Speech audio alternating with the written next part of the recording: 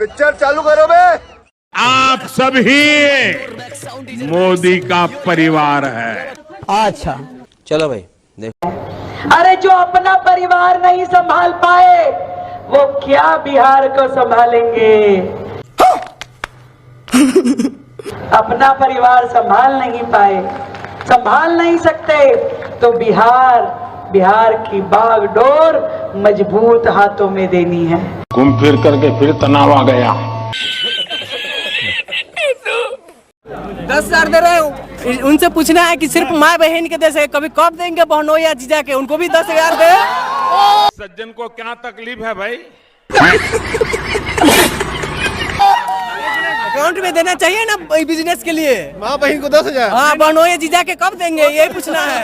ये गलत गजब बेइज्जती है। तो रिश्वत है, 10,000 जो मिल रहा है वो रिश्वत है। बहनों और जीजा को नहीं मिलना चाहिए। नहीं भांजा के मिलना तो चाहिए। बहनोई भांजा नहीं, बहनोई जीजा के मिलना चाहिए, बहन के नहीं। बहन अब दीदी को दिए है ना, तो बहनोई जीजा के दिए, बहनोई जीजा के भी कब डालेंगे ही पूछिएगा। नहीं दे रहे, लवड़े न भोजन। आप लोग ना पूछिएगा, मिलता ही नहीं है। सवाल कीजिएगा तब ना। अरे वो प्रेस कॉन्फ्रेंस ही नहीं करते हैं। अरे तो उनसे प्रेस कॉन्फ्रेंस हो ही नहीं पाएगा तो कैसे। बिजनेसमैन की पार्टी में ज्वाइन करने के बाद रक्सौल के 5 पुल पर आपका स्वागत है सर। मतलब आने का मतलब क्या है? चलो भाई देखो अब मैं क्या करता हूँ। बिजनेसमैन की पार्टी आप नहीं कहा था कि बिजनेसमैन की पार्टी है जन स्वराज? किसका? आपने कहा था कि बिजनेसमैन की पार्टी है जन स्वराज, और वही बिजनेसमैन की पार्टी में ज्वाइन करने के बाद रक्सौल की पावन धरती पर आपका स्वागत है। अरे बाप रे, ये तो धोती खोल रहा है। और आज जन स्वराज की नेत्री जो है रक्सौल के इस मुद्दे को लेकर खड़ी हुई है, उस जगह पे आपका स्वागत। जी, जब आप चीजों को नहीं समझते तो बहुत सारी चीजों को जो है अच्छे ढंग से नहीं बोल पाते। जी बुरा लगा। ठीक है। जब हम आपको नहीं जानते हैं तो हम आपके बारे में कुछ भी बोल सकते हैं। जी। जब हम आपको जानते हैं तो चीजें जो है बदल जाती है। ये चीज है। मतलब पहले बीजेपी को नहीं समझ पाए थे, उसके बाद जन स्वराज को नहीं समझ पाए थे। नहीं, वो एक हैबिट है। जी नहीं, एकदम बिल्कुल गलत है। जी, आपको ये पुल बनने देना है कि नहीं बनने? मुद्दा क्या है? पुल का मुद्दा। आप डाइवर्ट क्या कर रहे हैं मुद्दा से? में जो है मुस्लिम समाज के युवक जो हैं पकड़े जाते हैं, जूस में जो है टॉयलेट करके पिलाते हैं। अबे साले, अबे हिंदू समाज तो खुद मूत्र पीते हैं, गौमूत्र पीते हैं। सर एक मिनट, गौमूत्र पे नहीं बोलेंगी। अच्छा। गौमूत्र पे नहीं बोलेंगी ये। नहीं, गौमूत्र पे नहीं बोलेंगी ये। बुरा लगा। No one to talk about Hinduism because they don't know anything about Hinduism. कैसी लगी? मूत्र अपनी इच्छा से पी रहा है कोई व्यक्ति, दवाई के रूप में ले रहा है। सर साइंस कभी पढ़ी हो तो कभी इनको पता चले, कभी साइंस पढ़ी हो तो इनको पता चले कि गौमूत्र में कितने साइंटिफिकल बेनिफिट्स हैं। कितने मेडिकल बेनिफिट्स हैं। काम करें, इनको पता है नहीं, इनको पता है नहीं। छोड़ दे इनको, पानी पीना छोड़ दे। आप पानी पीना छोड़ दे, गौमूत्र पिए। देखो आतंकवादी संगठन है तालिबान, नो डाउट। अच्छा, बट तालिबान के रिश्ते भारत के साथ अच्छे हैं तो हम क्यों खराब करें? कौन है ये लोग, कहाँ से आते हैं? बाकी जिसको पाकिस्तान का इस देश में रहने के बाद समर्थन करना है उनके बाप के रिश्तेदार होंगे सबसे पहली बात। हाँ बेटा, लगता है तुम गू खा के ही मानो। क्लियर बोल रहा है, बीजेपी के अनभक्ति एक बार ध्यान रखना। अब जैसे मान के चलिए आपने इन्हें अंधभक्त बोला। अच्छा, इन्हें बुरा थोड़ा लगा, पूरा नहीं लगा। अब मान के चलो अगर यही आपको नाम पढ़ के अगर आपको अंध नमाजी कहने लग जाए तो आपको कैसा लगेगा? बिल्कुल 10 दफे करूंगा ही नहीं। हम वक्त वाली बात कर रहा हूँ, मतलब कर रहा हूँ, प्रोवाइड कर रहा हूँ। गजब बेइज्जती है। सुनाओ, ये कह रहा पाकिस्तान के साथ मैच खेला वो सही खेला। 27 लोगों का खून शामिल नहीं था उसके अंदर, मिट्टी के अंदर। वो 27 लोग नहीं हमारे लिए सुनो, पाकिस्तान के साथ मैच खेला वो गलत खेला। ये कह रहा हूँ सही खेला। मुझे कैसे भी करके निकाल मेरे भाई, मैं फंस गया हूँ यार। मोदी जी अगर आ गए, पूरा माहौल पलट दिया। चुनाव से ठीक पहले भी 10 दिन पहले भी माहौल पलटता देखा है हमने। अभी बदत है भाई, अभी बदत है। मोदी जी क्या किए हैं 2014 से 2025 तक, अभी तक तो वही पीएम है। उनका रिपोर्ट कार्ड क्या, वो तो फेकू पीएम हो गया। अच्छा, यस फेकू पीएम होगा। ऐसा ना हो कि आप कुछ भी कहते रहिए, लहर आ जाए उनकी। अरे लहर कैसे, अब भगते रहेगा तो लहर नहीं आएगा। अब देश का दुर्गति करवाना है तो लाइए मोदी जी को, कौन माना कर रहा है आपको दुर्गति लगता है? यस दुर्गति लगता है। नैतिकता के आधार पर उनको रिजाइन दे देना चाहिए। वो इस देश की आजादी हमारा 1947 में हुआ, हमने इतिहास पढ़ा है और आज तक इतने झूठे प्रधानमंत्री आज तक हमने नहीं देखा है। सज्जन को क्या तकलीफ है भाई? दिल्ली में इलेक्शन हुए, तमाम घुसपैठिया थे यहाँ। दिल्ली के इलेक्शन खत्म हुए, बिहार में इलेक्शन होने लगे, वो घुसपैठिया वहां पहुंच गए। बिहार के इलेक्शन खत्म होंगे तो वो घुसपैठिया बंगाल पहुंच जाएंगे, और बंगाल में इलेक्शन होंगे तो आने वाला जहाँ भी इलेक्शन है वो घुसपैठिया वहां पहुंच जाएंगे। घूम फिर करके फिर तनाव आ गया। घुसपैठ पर ताला लगाना एनडीए की पक्की जिम्मेदारी है। मेरी अरे झूठ बोल रहा है, ये झूठ जिम्मेदारी है भाई। एक बार देश की सीमा देख कर आओ, वहाँ से घुसपैठ कोई नहीं रोक सकता है। दिमाग खराब हो जाएगा, मैं मम्मा बहन पे आ जाऊंगा मैं इनकी। आए आजा माजी चटक ले, क्या मेरा दिमाग खराब हो गया है? मैं पगला गई हूँ क्या जो मैं वहाँ पर जाके भेज दूंगी उनको?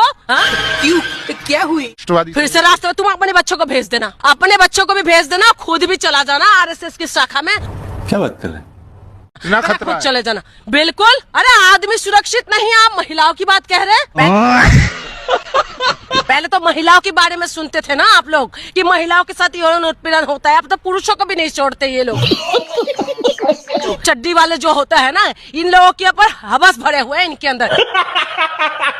तुम लोग शादी क्यों नहीं करते हो भाई? नहीं कर लिया करो ना, अपना दिमाग जो खराब करके रखते हो। दूसरा महिला को तो तुम लोग छोड़ते नहीं हो। अरे बाप रे, ये तो धोती खोल रहा है। ऊपर से पुरुषों के ऊपर भी तुम लोगों का निगाह रहते हैं। आरएसएस जो है ये राष्ट्र विरोधी है। जो जमीन है वो नेहरू जी पहली दे के चले गए। आप पत्रकारिता करते हैं कि भाजपा की दलाली करते हैं? आप सब सुनिए बात। अरे भैया 6 साल पहले, सुनिए पत्रकार महोदय, मैं आपके बात को फिर वही बात आप सुनिए पूरी। आप ये बताओ ना, देश का सारा अर्थव्यवस्था देश की जनता के टैक्स के पैसों से है। बात तो सही है।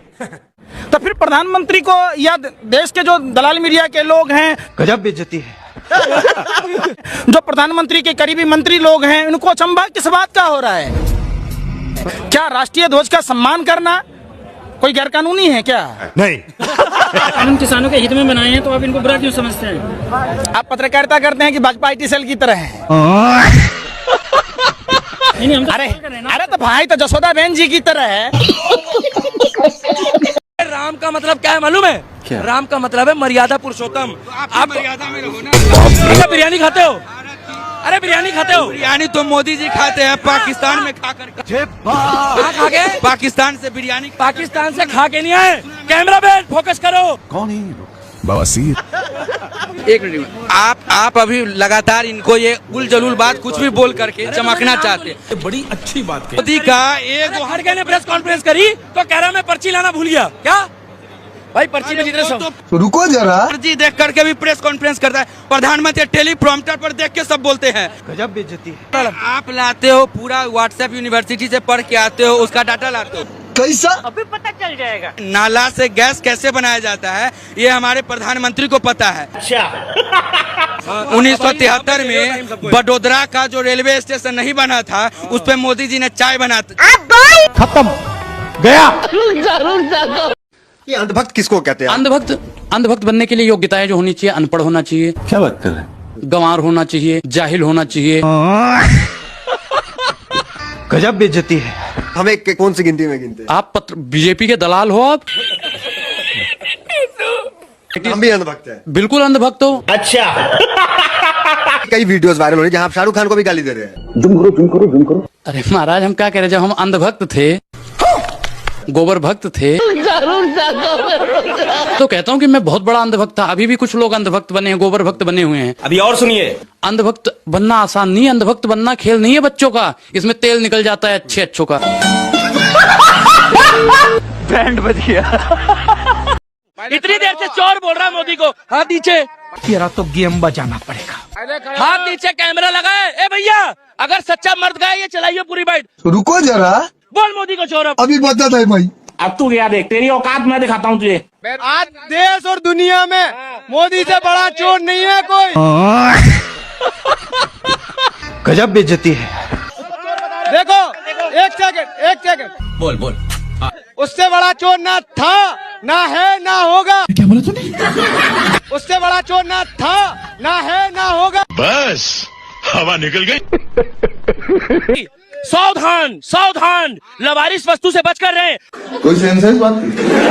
और यही रिक्शे वाले कहते थे, हेलो साहब, एक हमारे रिक्शे में बैग छोड़ गया, हमारा फट रहा है। अच्छा। तुम्हारे पिताजी को कोई चोर बोलेगा, तुम बर्दाश्त करोगे? नहीं। कि आपकी सरकारें इतनी बार रही आजादी के बाद से आज तक। बोल। क्या आपके पास पुराने आंकड़े हैं आपने इकट्ठे करके रखे हुए थे जो सरकार को दिए हैं और सरकार ने उस पर एक्शन नहीं लिया? अभी बता था भाई, अभी बता था। देखिए, मुझे लगता है कि सारा काम विपक्ष या कांग्रेस ही करके चली जाती तो क्या ये सरकार पकौड़े तलने के लिए आई थी? ये तो आप जब आरोप लगा रहे हैं, आज जब आप आरोप लगा रहे हैं सरकार के पास, तो आपके पास पुराने आंकड़े होने चाहिए। बीच में ना बोल। सुन लीजिए मेरा। आप सत्ता में थे। अरे प्रभु, मेरा उत्तर तो पूरा सुनिए आप। मेरा केवल ये कहना है कि आसाम में केवल इस तरह की एक एक्सरसाइज हुई थी और वो भी कांग्रेस ने ही कराई थी और उसमें 17 लाख विदेशियों को पाया गया था। उसके बाद किसी भी राज्य में, क्योंकि एनआरसी जिसका बार बार जिक्र किया जाता है, बीजेपी के ही 2 मुख्यमंत्रियों ने मना कर दिया था कि हम एनआरसी नहीं कराएंगे। सही पकड़े हैं। और उसमें नीतीश कुमार जी भी शामिल थे और आसाम के मुख्यमंत्री भी शामिल थे। आज सुप्रीम कोर्ट पूछ रहा है कि भाई आपका स्टैंडर्ड ऑपरेशन प्रोसीजर क्या है, ऑपरेटिव प्रोसीजर, कि आप कैसे भेजते हैं? ढाका के साथ कोई अरेंजमेंट नहीं। अभी कह रहे हैं साहब परिस्थिति अभी नहीं आई है। नंगा करके नहला रहा है। परिस्थिति आएगी तो करेंगे, लेकिन लाल किले से आप चिल्ला के वोट मांगेंगे। अभी परिस्थिति नहीं आई है। अभी सज्जन को क्या तकलीफ है भाई? परिस्थिति आएगी तो कोई ना कोई रास्ता बनाया जाएगा। एक स्टैंडर्ड ऑपरेटिव प्रोसीजर है, पहले से चला आ रहा है और उसी के तहत 2004 से 2014 तक लगभग 90,000 बांग्लादेशियों को वापस भेजा गया था। और अब क्या है? अब लगभग 3,000 को भेजा गया है पिछले 10-11 साल में। और देश के प्रधानमंत्री हल्ला इतना मचाते हैं। ये कहाँ फंस गया भाई मैं? जैसे बहुत कुछ कर दिया हो कि लाला रामदेव के सारे ट्रक लगा के खड़े कर दियो और वही भेज के आएंगे अब उनको। करवा ली बेइज्जती।